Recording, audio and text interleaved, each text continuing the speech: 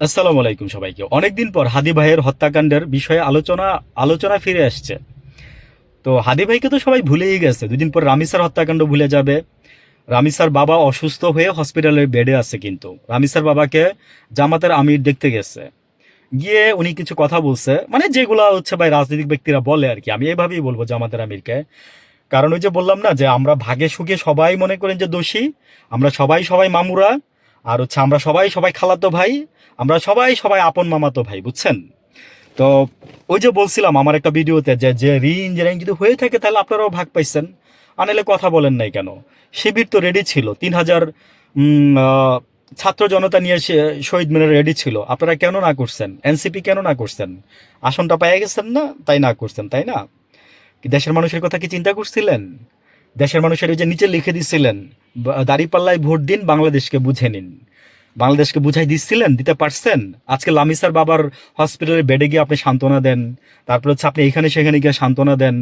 হ্যাঁ, মানে তারেক রহমান মানে গাড়ি চালাচ্ছে, বর্জ্য ব্যবস্থাপনা দেখতেছে, দুইজন মানে শোকজ করতেছে।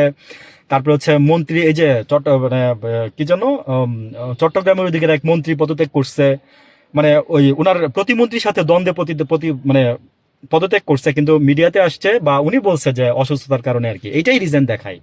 আমরা যখন চাকরি ছাড়ি তখন ওই যে মূল ঘটনাটা লিখি না যে আরেক জায়গায় চাকরি হয়েছে, লিখি কি জানেন? যে অসুস্থতার জন্য আমি চাকরি ছাড়িতে বাধ্য, মানে আমি ছাড়তে চাচ্ছি আর কি, এরকম।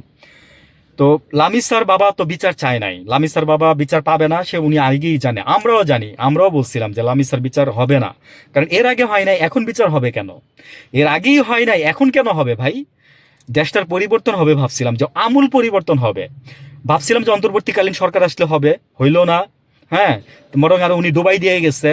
তারপরে হচ্ছে ভাবছিলাম যে একটা নির্বাচিত সরকার আসলে হবে, যারে মানে মানে 17 বছর যখন আমরা অত্যাচারিত হইছি, তখন আমরা ভাবছিলাম যে একটা মানে বিএনপিকে তখন বুকে আগলায় রাখছিলাম। জামাতকে তো তখন আমরা ওইভাবে মানে ভাবিও নাই যে জামাত নির্বাচনে আসবে বা কিছু একটা, কিন্তু বিএনপি যখন 1.5 বছরে ওই যে মানে যা শুরু করলো, জাস্ট আওয়ামী লীগের জায়গাগুলো থেকে তো বসে দুই ভাই বোন মিলে, ভাইয়ে ভাইয়ে মিলে যখন সবকিছু করতেছিল, আমি একদম বাস্তব থেকে কথাগুলো বলতেছি। ঢাকা কলেজের পাম্পে আমি একদিন জিজ্ঞেস করছিলাম গাড়ি রেখেছে, চালাই কে এখন পাম্পটা? ঢাকা কলেজে তো আমার প্রচুর যাতায়াত ছিল, মানে আমার ফ্রেন্ড সার্কেল ঢাকা কলেজে পড়ছে, ঢাকা ভার্সিটিতে পড়ছে, বুয়েটে পড়ছে, মেডিকেলে পড়ছে, আমি ওই জায়গায় আড্ডা মারতাম এক সময়। তাই আমি বলছি এই এরিয়া এখন চালাই কে? বলছে আগের লোক। কি আগের লোক মানে? আমি ওরা জিজ্ঞেস করলাম, সে কিছুক্ষণ চুপ করে থেকে বলে যে আগের ভাই চালাই। তা আমি বুঝে গেছি যা বুঝার। তো সেও বুঝছে আমি কে, আমি আর বাড়াই নাই কথা, আমি চলে আসছি। এনিওয়ে, আমি ভালো থাকবেন, আসসালামু আলাইকুম।